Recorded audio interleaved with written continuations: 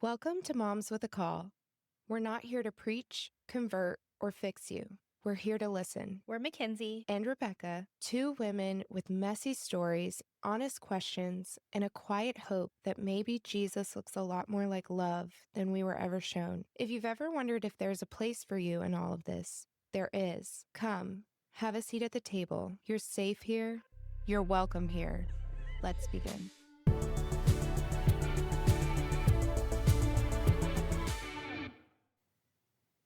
Okay, so before we dive into part 2 of my testimony, I just want to do a quick trigger warning, just like I did in the last one, that my testimony touches on some topics like emotional abuse, family betrayal, religious hurt, prenatal and postpartum trauma, physical and mental health disorders, and suicidal ideation and thoughts. So, if any of those areas are especially tender for you right now, please take care of yourself as you listen. Feel free to pause or step away or even skip certain parts of this if you need to. My heart in sharing this is not to relive pain for myself or for you, but to show you that there's truly no place that's too dark, too broken, or too messy for God to reach us.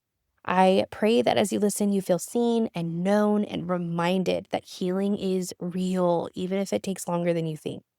I am proof of that. So, alrighty, deep breath in. Here is part 2. Okay, so I am still in the dark, by the way. My power is out, which of course it is. Luckily, I have my computer fully charged and I have a hotspot on my phone. So we are finishing this testimony. Whether I want to or not, it is being finished. In 2020, I ended up meeting my husband and I actually got married. So think about this, right? I break up with a guy that I've been dating for 8 years. My dog almost dies. Then I go through with the rest of the world, a freaking pandemic. I am on full lockdown. Then I meet a guy, get engaged and married all in the same year. Isn't that insane? I look back on it and I even tell my friends and family this. I'm like, why did you guys not be like, whoa, are you okay? I mean, I'm so glad they didn't because literally Evan is the best person in the entire world. And I truly can't even imagine life without him. He is my rock. He is my best friend. He is the best freaking partner, the best freaking dad. So we were in the same class during the spring semester. And I remember moving home and all the classes were online, right? This is in March.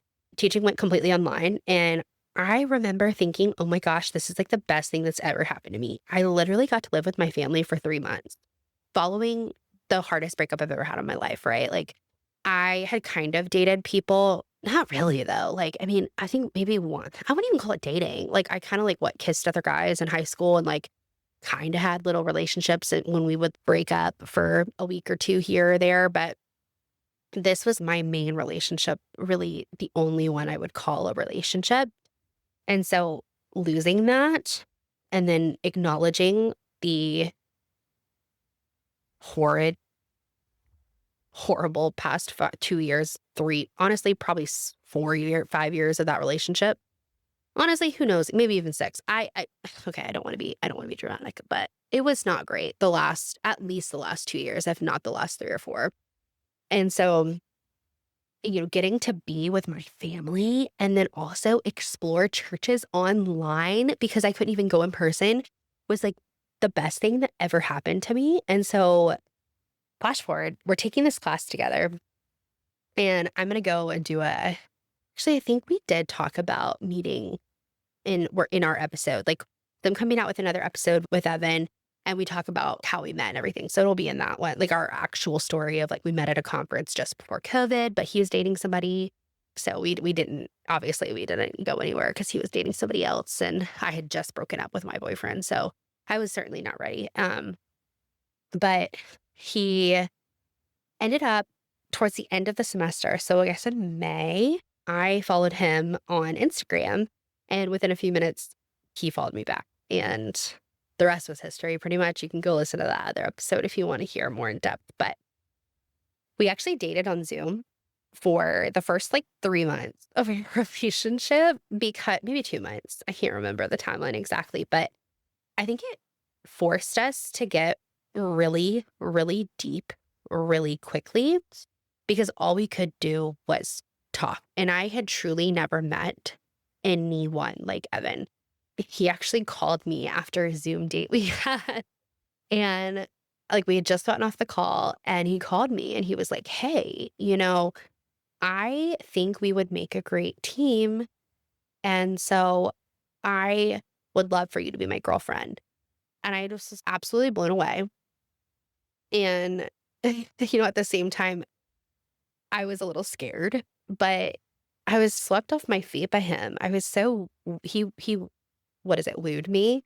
Um, and he was just also, he was so strong in his faith, or at least I thought he was. And so it was like such a sweet spiritual landing place for me at that time, which is honestly what I want this podcast to be, is to be a spiritual landing place for you guys. And so I ended up telling him, "I'm trying to find my relationship with God again. I'm so glad that you have such a good relationship with him, but I don't know where we're at. I don't know what I fully believe. I know I believe in Jesus and I believe in God, but beyond that, I don't know."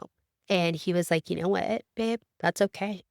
He was so supportive. He was like, "Can I answer questions? Do you want to go to a different church?" Like, because I remember that summer they started opening some things up and he ended up being on he is a paleontologist. He was out in Montana and Utah and somewhere else, Arizona, maybe not Arizona, doing all of the dino stuff. And so we didn't get to talk for like 8 weeks. I think it was 8 weeks that he was out there. He would call me when he would go into town in between dig sites, but it would be very short, like maybe 20 minutes. We had such deep conversations on Zoom, on the phone. When we got to spend a little bit of time in person, I mean, literally about everything, about the world, about God, everything and in between. I've never in my life met somebody that I can have a deeper, more open and honest conversation with than I can with Evan. When he proposed in August of 2020, we officially started dating June 14th of 2020. He proposed, I think it was not August, sorry, September 5th. I was shocked, but not really. Like I can't even put into words. Like I just knew in my soul, deep in my soul, that he was the person that I was meant to be with. It was a no-brainer. I just remember being so happy and my relationship with God was strengthened. I was learning about him and I was like, "Oh my gosh, there's this whole entire teaching of Christianity that actually I do align with. And what's in the Bible is actually nothing like these mainstream Christians have told me. And Jesus looks a lot different than I thought he looked." And so I just was like I was high on life, man. I had a true partner in life and in Christ. I felt like I had an incredible family and his family was just amazing. I just felt so blessed. I thought I had a perfect life at this point. And I'm sure you know what's coming after that is, of course, it all came crashing down pretty quickly. I thought I had my lowest of lows with that past relationship, but it didn't even come close to what Evan and I would battle over the next 4 years of our marriage. It's hard to even go back and talk about, to be totally honest. I thought I had just found that steady ground, right? And then I go from being on the highest of high to the lowest of low and I start to crumble and there's so much like family betrayal and deception and I just sorry, I'm like reliving this all now and it's a lot to feel even now, like 4 or 5 years later. People that I loved, they just weren't who I thought they were. And so, I know my story is not unique. I know that there are so many people who go through things that are so similar to this. And that's why I'm sharing this and I'm sharing my story, not to shame anyone or make anyone like, my past boyfriend, I'm sure he fought his own demons. Okay. This family stuff that I'm about to talk to you, I can't imagine what they had to go through in their lifetime, right? That led them up to this point. But I know that my relationship with God and where it is today and the spiritual confidence that I have in the spiritual relationship that I have with the Lord, I know I would not have that had I not walked through this. And I know that's a tough thing to say because when I would listen to people talk about this before or say, like, oh my gosh, well, I went through that and it's because it made me stronger. And like, that's why the Lord let me walk through it. And sometimes I call bullshit on that. The Lord doesn't want you to walk through hardship. He doesn't want anything but love for you and happiness for you. Think of a parent. If you're a parent of kids, you know you want your kid to be happy all the time. You don't ever want them to hurt, ever. That is how God is with us. That being said, there are some things in life that we cannot avoid. There are just natural consequences of the world that we live in. And there's just evil. And then there's also just evil in this world. I truly think that some of the stuff that I went through is just evil and has absolutely nothing to do with God. Yet God still showed up and showed us his character here. And that is what I want to get across is that he showed up and he is so much more, everything and more, so much more than I could have ever realized. And we're going to talk a little bit about my spirituality, but when I got very spiritual and not necessarily Christian, part of my journey, I remember thinking like, oh my gosh, there is a creator of this universe. And like, it is God, I felt most aligned in calling him God. And I now knowing how expansive our universe is and our God is and how beautiful this life can be, I look back and I'm like, oh my gosh, like I had no idea. And so now being on the other side of all of this, it's such a beautiful thing. And I'm just so blessed to be there. So, um, not long after Evan and I got married, we ended up buying a house. We might have actually even signed on the house when we were engaged. It was a townhouse, like a new build. And, his parents were from Arizona, but they had lived with him. They were like his roommates, is what they called it, which I thought was so strange. But I was like, you know what? Oh, they're so close. Like, this is cute. And they're just truly best friends. So I was like, all right, whatever. But they were here in North Carolina for 2 weeks every month. And I remember asking him, is that weird for you? Like, are you okay with that? And he was like, no, like, they're really my best friends. And so I was like, oh, well, I wish my parents visited more.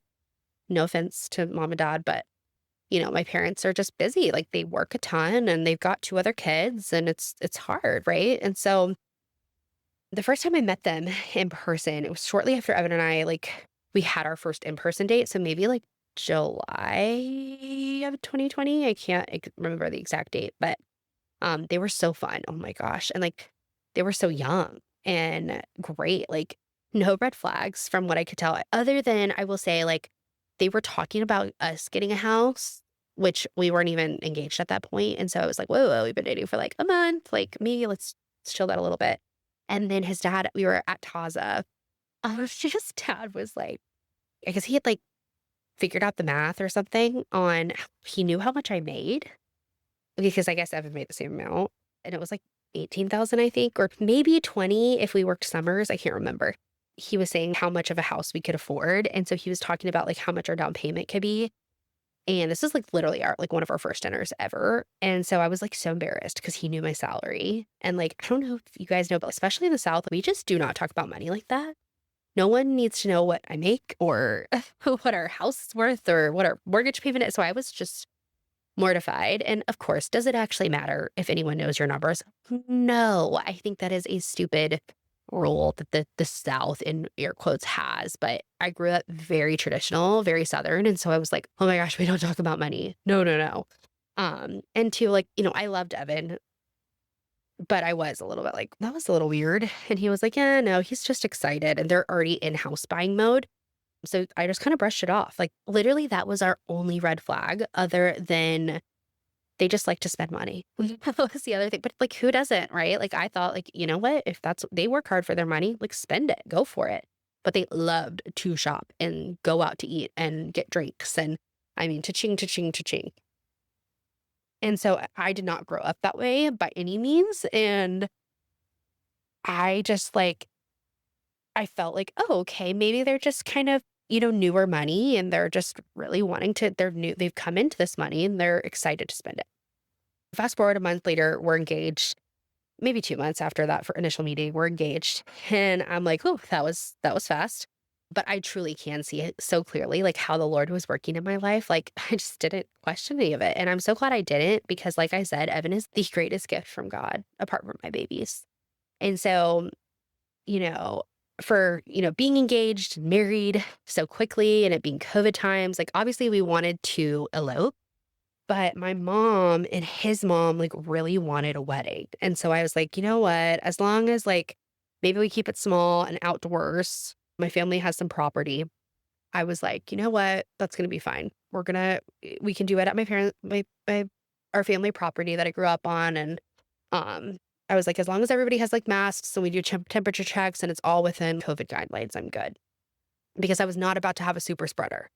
If you lived through those times, I was not of the camp that COVID did not exist. I was very much nervous about it.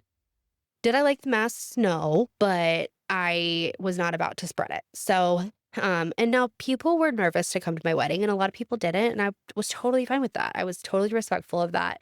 We really wanted to get married and, um, we did what we thought was best at the time. And, looking back, was it maybe a little reckless and dangerous? Yeah, absolutely. I'm willing to admit that. But, I think we did everything within the law and like within the legal checks to have our wedding in December of 2020. So that was just a little disclaimer for everybody who's like, you got married in 2020. But like none of the wedding planning, like nothing went wrong. Like that's what's so wild. Like everything fell into place. The only thing that went kind of wrong was that Evan had been attending this church in Raleigh and his parents as well. And they really wanted a pastor from that church to marry us. And so I had been attending a ton of churches online across multiple different religions and veins of Christianity virtually. And so I had been seeing, watching his church and I liked what the church had to say. So I was like, oh, I'll be open to attending a service and maybe meeting the pastor. And we ended up speaking to their pastor for missions and evangelism and told him our story. And like, we were so excited to get married. And oh my gosh, this was the first time I had been met with like such disdain, like judgment, condemnation. He said he didn't know us and that attending virtually isn't enough, even though this was COVID. Like they just opened their church back up. Like they were closed for COVID, right? Like they just opened it back up in the fall. They were closed through part of the summer. And so there weren't any other options.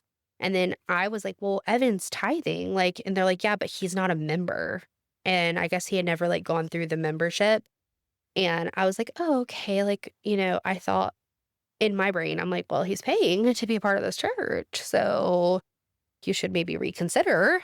And then he was, I didn't say that, but he's tithing. He's an active member of this church and this community. Like, yeah, he maybe hasn't joined, but we're open to joining. We like the church. And basically they were like, well, we don't know if we're going to accept you, is what he said. And then he looks us dead in the eyes and he goes, have you had premarital sex? And I was literally appalled. And I was immediately like on the defensive, like, why do you need to know?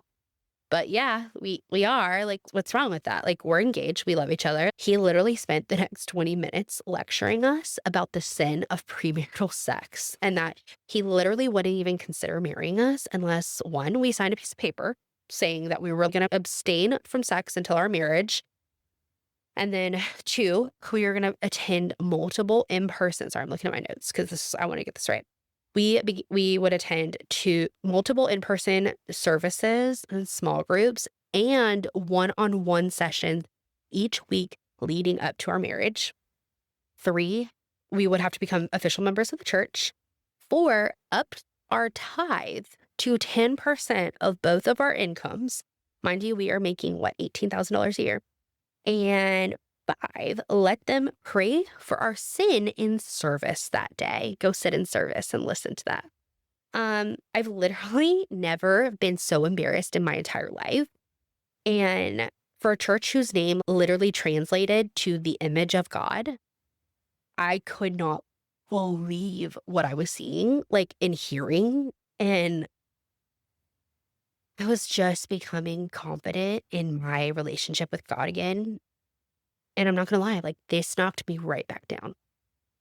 I felt so shamed, so condemned, and I felt like I didn't belong, like I wasn't good enough, and I had to beg for my place in Christianity again and prove my worth, which goes right back to what I struggled with as a kid.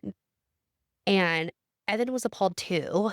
He was more angry from what I can remember. Then he was like, "Well, do you wanna go to the service? Like, do you wanna," and I was like, "What? No, are you kidding me? That's not okay." But that really brought me back down. I really struggled with it. And so we ended up finding a wonderful, wonderful man named John to marry us, who was actually friends with my grandparents. And he was just such a gift from God. Oh my gosh, he was so wonderful, so sweet. And we were open for counseling, absolutely. So he ended up counseling us a little bit before we got married. But um, yeah, that experience with that other church, I was just so appalled. And so we had a great ceremony. We had the best freaking wedding. The Lord was like, I felt like he was like, I feel you feel burned, and like I know you're struggling. So he's like, here's John. I cannot thank my DD enough for him for like connecting us, because he was just such a breath of fresh air. I do remember Evan's parents at the time being pretty upset that the pastor wouldn't marry us either. But they were also like very against premarital sex. And so I remember like we couldn't fully tell, or Evan didn't fully tell them why he wouldn't marry us. It was like the sex part of it.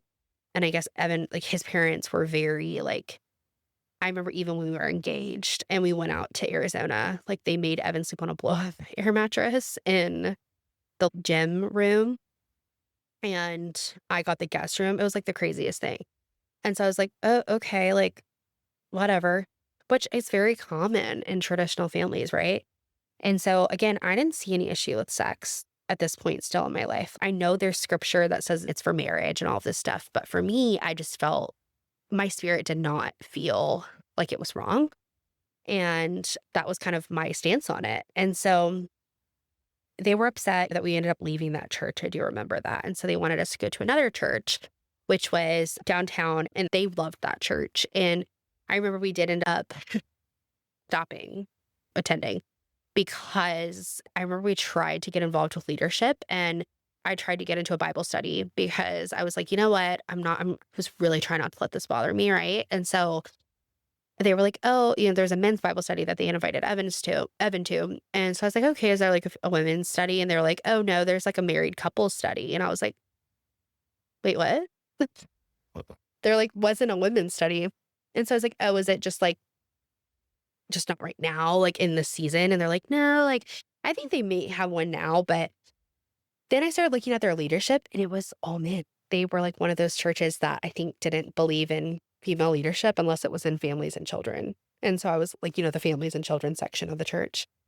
And so I was like, okay, I don't know if this is for me. We ended up moving on past that for our wedding. We were both just so blessed with everything. We had so much stuff. And so we were like, let's do donations for different funds, charities, and organizations. And that way, we don't need to have the money. We don't need money. We don't need, I mean, we did, of course, looking back, we were broke as heck, but I just felt so weird about, I don't know, I just really wanted to do donations. And so his parents were like pissed about it.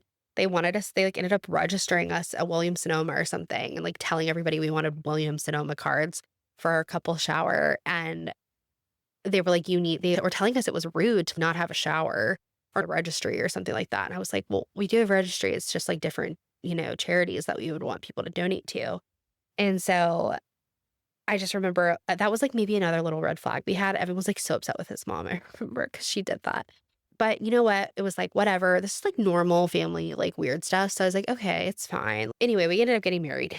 And I'm sorry, I'm jumping all over the place, but I really felt like everything was great. Um, like I said, there were those red flags that we had kind of had. I was still struggling with my faith. We ended up applying for our mortgage for that house that I talked about a little bit ago. And we had originally got a pre-approval, but I guess that's not as in depth as a full approval. Our loan officer had initially told us that we had over $100,000. I think it was 120 upwards, even with with everything included between his loan, his parents' loans, and there's like over 170,000 by the time we were said and done. And so um these so there were student loans that were taken out in Evan's name that he was unaware of. The story kept changing. I think there were about 8 different stories we had until it was finally admitted to us, like, yeah, we did sign this paperwork for you. We were like, okay. I mean, and I think Evan at the end of the day, he was okay if they had to take out loans. He was like, I wish you would have told me. I would have paid down some of that, or maybe like taken the money that I made during school and like put that towards loans. And um there's nothing to be embarrassed about if you need to take loans out. But as he started digging, the amount that was paid to Kansas and the amount he got mismatched the actual loans that were taken out. And so I think there was roughly, I don't want to misspeak, but 50 or $70,000 that was like unaccounted for. And so he kept trying to ask about it, and they just freaked out. And this gutted him because he was so close. Remember, they were literally roommates, right? And so he is going through this crisis with his family. And we're brand new, married, not even a couple months. This is all happening. And I'm just trying to be the supportive wife. And I'm like, okay, what do we do? Should we not get the house? And he was like, no, I want to still get the house. And we had already picked out everything and had money down on it and that we couldn't get back. But we ended up not ending on good terms with them. I was trying to take myself out of the equation because I felt like this was really something that he and his parents needed to sort out, because the financials of it all, this all happened before I was even in the picture. And I don't want to tell that entire story because, one, it is also Evan's to tell, so we'll tell it at a different time. Two, I wasn't really involved with the financial aspect of it in the beginning. So at one point, they're going back. I mean, it's just so hard to see the person that you love being tormented. He was going and seeing a therapist at this point, and they were working together on how to communicate with his parents. And again, I was very removed from this. I mean, obviously I would talk to him and he would tell me how he was feeling and I would offer my thoughts, but he was just really struggling. And this was so hard on our marriage. I mean, being newlyweds and having all this financial stress on us, and then going through all of this, having the drama with his parents, he felt like he couldn't remember a lot of his childhood. So he was doing regular therapy and hypnotherapy. He was also at this point trying to finish up his master's thesis. And so anybody who's done a thesis knows, it is no joke. It is so much work. And because of COVID, a lot of his samples were delayed. He essentially had to do 2 years of research in one semester to get it done and graduate on time. And he was even a semester behind, but he had no other option because of COVID. And so he was just at his lowest point, I think, at that time in his life. And he was working so much and fighting with his parents, right? And so um I remember he asked for space and they just kind of freaked out. And I mean, again, they were not parents that were just call you, text you every now and then. They were so involved in his life. And so I know it must have been really hard to kind of go from being so involved in your son's life to then them getting married. But I think they truly thought that they were, and they said this, they thought that they were going to get a daughter and not necessarily lose a son.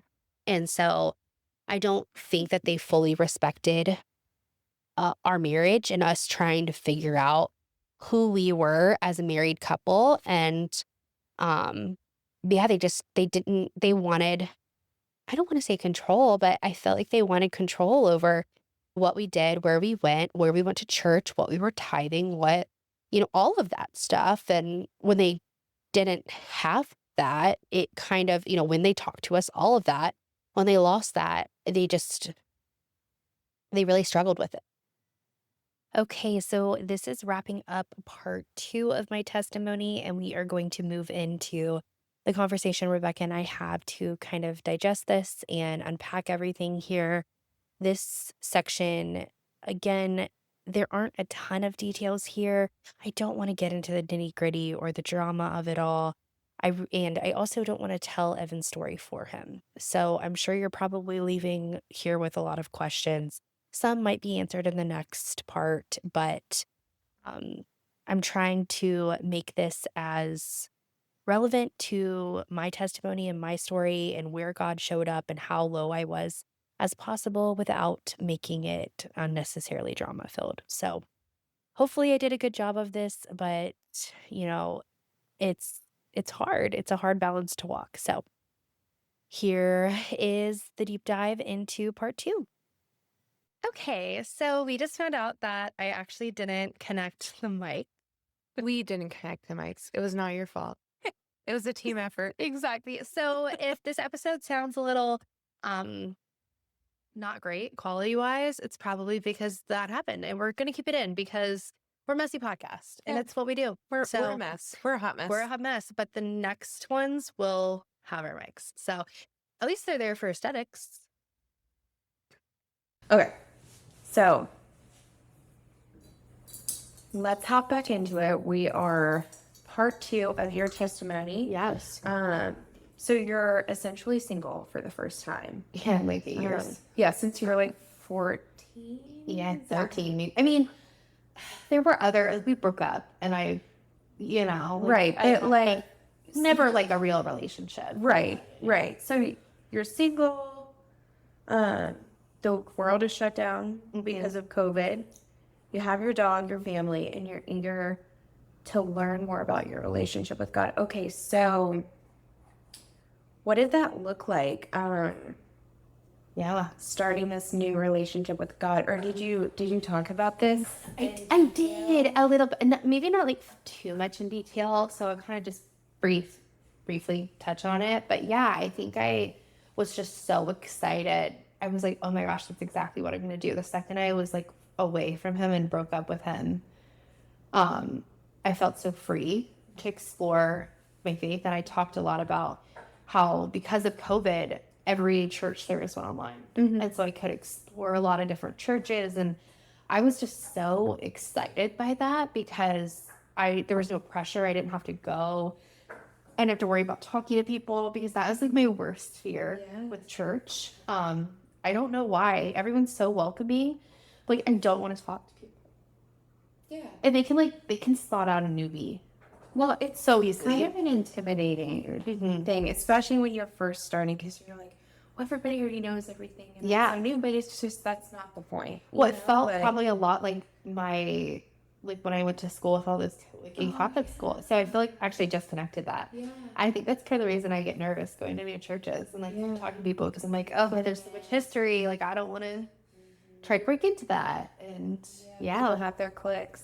yeah, exactly. But So you have this, you're building this new faith. You've now met Evan. yeah, And you guys are dating over Zoom. I presume.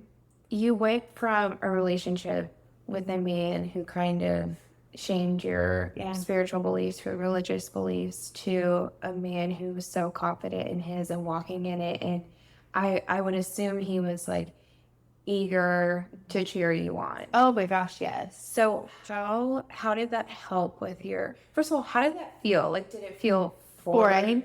Foreign, And yes. then how did that help with your relationship with God?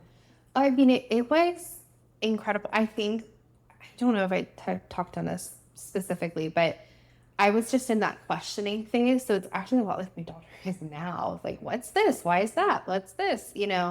I was in that phase. And so I was asking Evan a lot of questions. really? Yeah. And I was like, well, why does it say this? Or why do you think this? Or why do you believe this? And I'm such a why person. And he was like, well, I don't know. And he like couldn't give me answers that were satisfactory. And I think I pushed him in his faith a little bit too. And I actually think that's part of the reason we got along so well when we were dating. I mean, we obviously hit it off very well. We vibed, but we had such deep conversation about God, about religion, about theology. And I just felt like really safe with him being able to ask those questions. Like, even if he couldn't answer it, he'd try. And I'd be like, but why? And it was just incredible to like have somebody who I always felt like I had to kind of filter what I was going to say or how I acted, or act a certain way, talk a certain way, be a certain way. And with him, I just didn't feel any of that. Like, I felt like I could truly be my authentic self, and he loved it. And it was just so refreshing. Yeah. Yeah. I love that. So you guys are dating over Zoom. You eventually, well, you met each other in person. You had a class together. Yeah, we had a class together, but we had never like dated in person. Yes. Yeah. So fast forward, you dated briefly. Yeah, You 3 got months. engaged. Yes. Officially 3 months. We were talking a little bit before that. But. Yeah. Still, that's brief. I guess to some. It's brief, like for me at least. You had told me, when I was in high school that I was going to date a guy for 3 months and then get engaged and then married 3 months later. I would be like, you're crazy. I am not impulsive. I am not. I'm very well thought out, not calculated, but strategic. Like in everything I do, I never just, I feel like I struggle to just buy a specific outfit. Like I need to make sure it's the right one and the right fit. And so the fact that so you're intentional with your time. I'm very intentional. Yes. Yeah. And someone like would counter as what you did, like as impulsive. or spontaneous. I actually look at, because I was like, why did I do that? I was so impulsive, but it wasn't. I've never been so sure about anything in my life. And it's funny because you hear these stories of newlyweds who are like, or I feel like I have a friend whose parents only knew each other for 3 months and they were married. Yeah.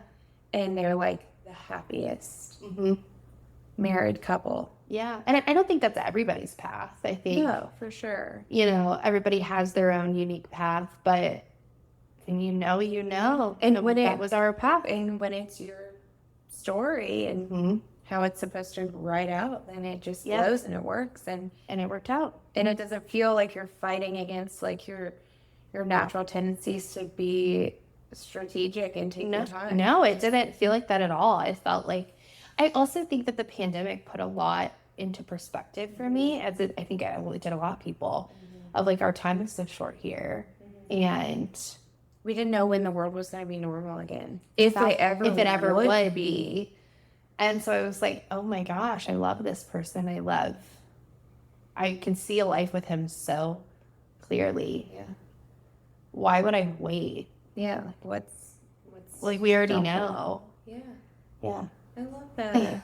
Okay, so you're engaged and you are looking for a pastor to marry you. Yes, and that's talk about this a lot. I guess we would call it church comes into your story. So did you go into depth on this? I did go into pretty deep depth on this. So I can just briefly kind of chat about my mind, like my headspace at the time, but I was just feeling so hurt and so frustrated and so defeated that I also had a little bit in this, I don't know if I talked about that, maybe I did, but I was like, well, Evan's tithing to you guys, so like he's kind of, I still had that mindset of like, well, he's kind of bought in, like, yeah, you should be able to marry, like, oh, he's not a member here. Well, he has been giving you money for the past, you're happy to take his money, but you're not happy. But you're not happy to marry us, like, yeah. So which is it? Our money's green enough for you, but we're not good enough for you. Yeah. And I think that's actually a really common thing that I've heard people say in the church, of like, well, I don't feel good enough. Like, I'm not good enough, but my money is. And so I think that set me back a lot. Because I was like, in this beautiful new faith and so excited. And on fire for Jesus, and that It's like your happens. bubble gets Burst. Yeah. Yes. Yeah.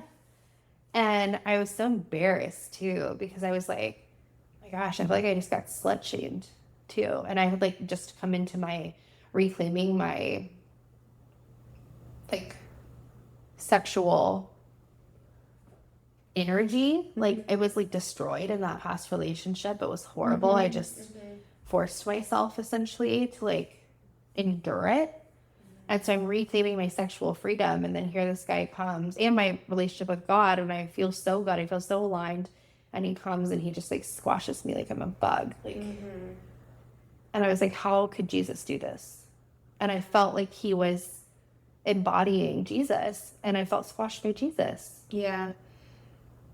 And it's like, I don't want to shame anyone for believing in what they believe in. But when you're in a position of authority like that, as a pastor, and you're giving a response like that to two people who just want to start their lives together, you can believe what you want to believe, but the way that we approach people, he should be held to a higher standard. And to me, when like hearing that story, it seems like he approached you guys with a little bit of ego or religious superiority. Absolutely. And that's so dangerous. And I understand if he's like, hey, you know, we only marry members of the church. Are you guys interested in joining? Yeah. Or, you know, we typically like couples wait 6 months or something. We would be like, oh, we understand that. You have boundaries. It's your church. Like, absolutely. Like, I understand that. But that's not what happened. It was the shame that came in, the judgment, and the, well, you can still fix this. You can sign a contract that says you're not going to have sex anymore until you get married. You can tie up your tithing amount. You can come to start going to all these Bible studies and come to church and repent for this, and then we'll marry you. It's like he was trying to sell his church, not. I know. And so I was like, whoa. If this is what Jesus is actually like, I don't know if I want And that. this is like the whole point where you do have a position of power, like where everyone's like, all of our words Matter. They matter. They're powerful. Like they have the ability to heal someone or hurt someone. But I think when you're a pastor and you're leading a church, you really, and a lot of pastors do take this seriously. They do. This is just one. This is, There's a lot. But There's also a ton. For every bad one, I think there are multiple. Yes. And I just feel like, You still at that church, by the way. yeah, I'm sure. I'm sure it aligns with your church. And that's fine. You know what? If I always think, I'm like, you know what? If they are bringing people closer to God in their way, like, I think that the Lord has purpose for every single person on this earth. I know that without a shadow of a doubt. And so their purpose is just not in line with what mine is.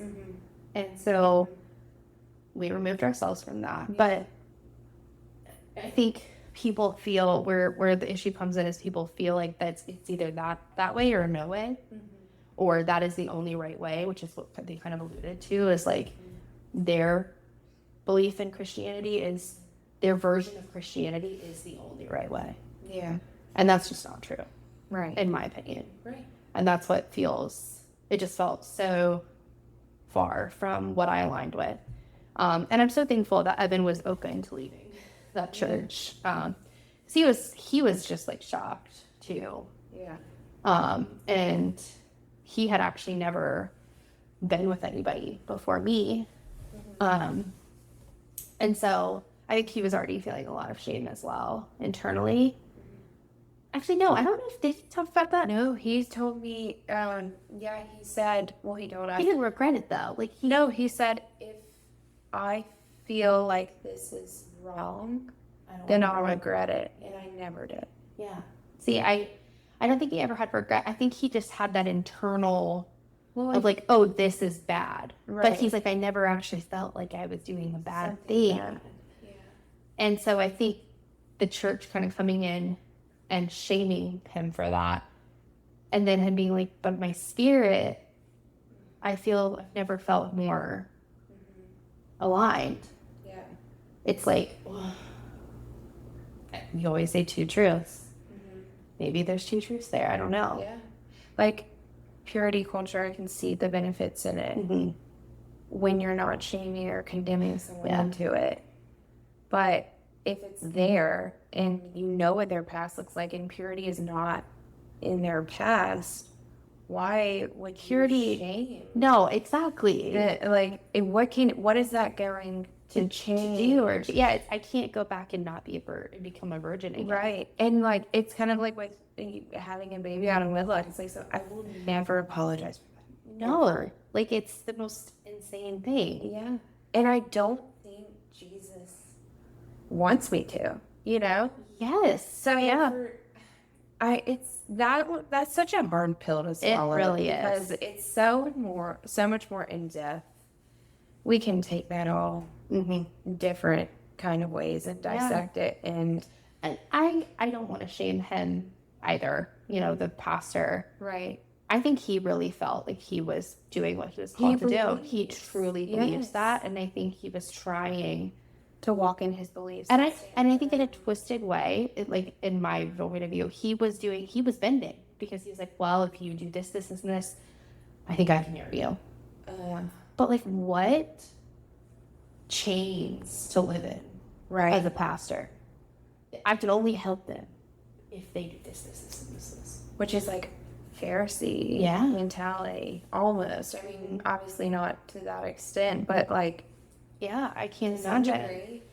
And I just know that Jesus, if he saw somebody who needed help or was asking for someone to marry them, he would never be like, oh, well, are you pure? Yeah. Are you giving enough to the church? Are you members? Are you going to Bible study? No. He would just meet them where they're at. Yeah. And so I think my biggest takeaway from all of that was, it set me back, but I think that was also a pivotal point that I kind of came back from.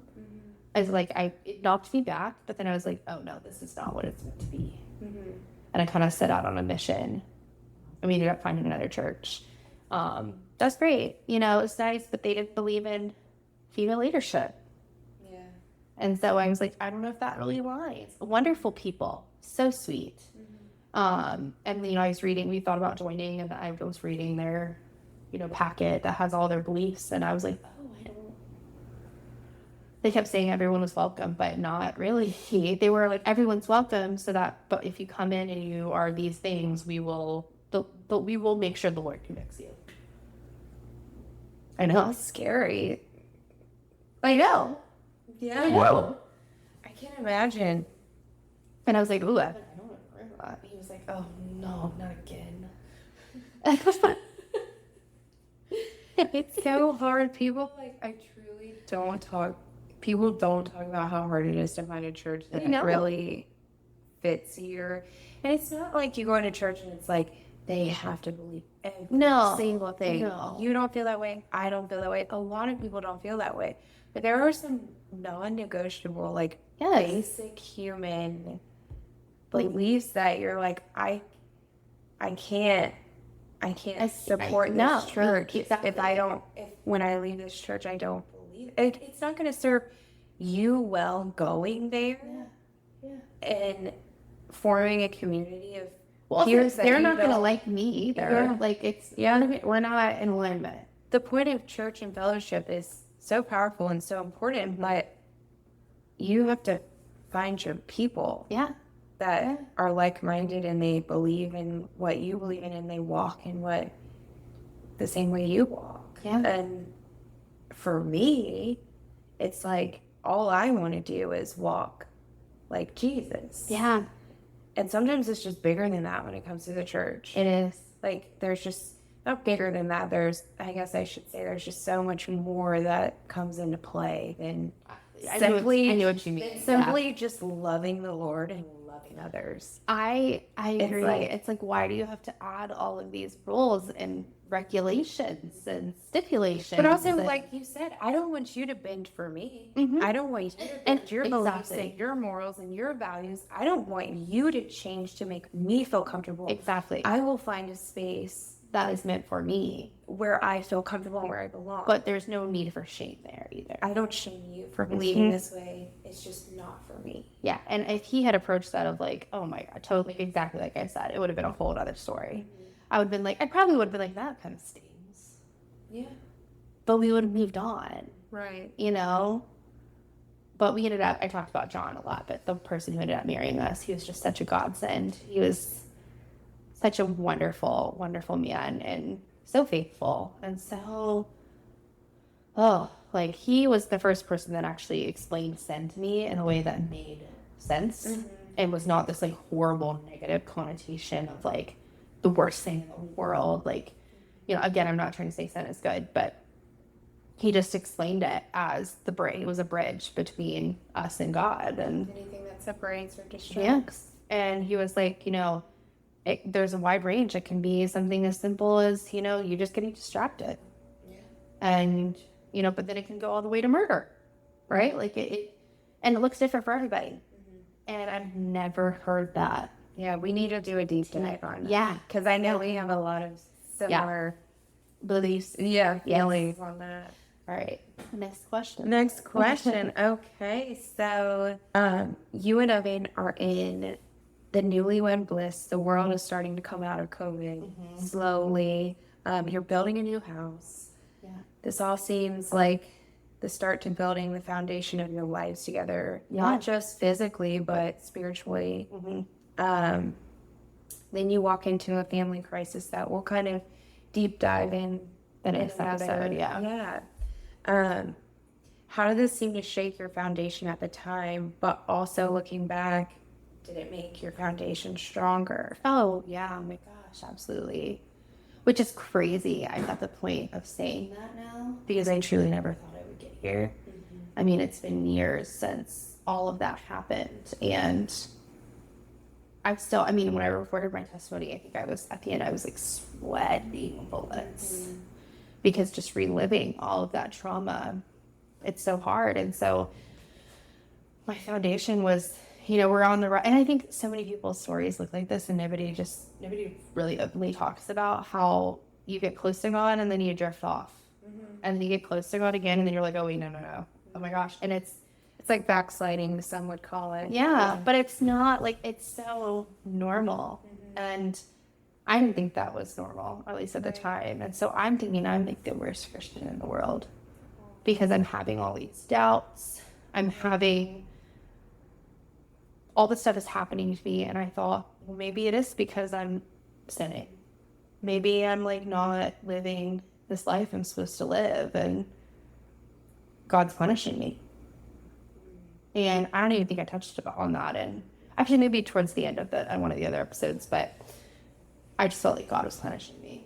And I was like, gosh, do I believe in a God that punishes like this? Yeah. So what's your answer? No, he does not punish. He's not. The God that I've come to know and love, and he is not a God of anything other than love and compassion and grace. And all of those other thoughts were not my thoughts. They were straight from the devil. Yeah. And so having all of that happen, which we'll dive into later in the next episode, it's just, I actually am so thankful I went through all of that because it built me into who I am, like my identity. I actually found really my voice and who I am and my worth and my value. I found who I am in Christ, in God. But then the foundation that Evan and I have in our marriage is like unshakable now. And we would not have that without it. Yeah. Even though at the time it probably felt like, are we going to even make it through I'm this? shocked we're still married, to be totally honest, with how much we went through. Yeah. But I'm not because God. Because God. Yeah. Exactly. Oh, I love that. Yeah. Well, yay. So this wraps up our second part yeah. of your testimony, and we will just head right over to part 3 because Part we are 3. eagerly the next part. Exactly. Thanks for being here with us today. If something resonated, maybe a sentence, a silence, or a story, hold on to that. If you felt seen or stirred or simply curious, we hope you'll join us again. Until then, stay open, stay tender, and remember, there's always a seat for you at the table.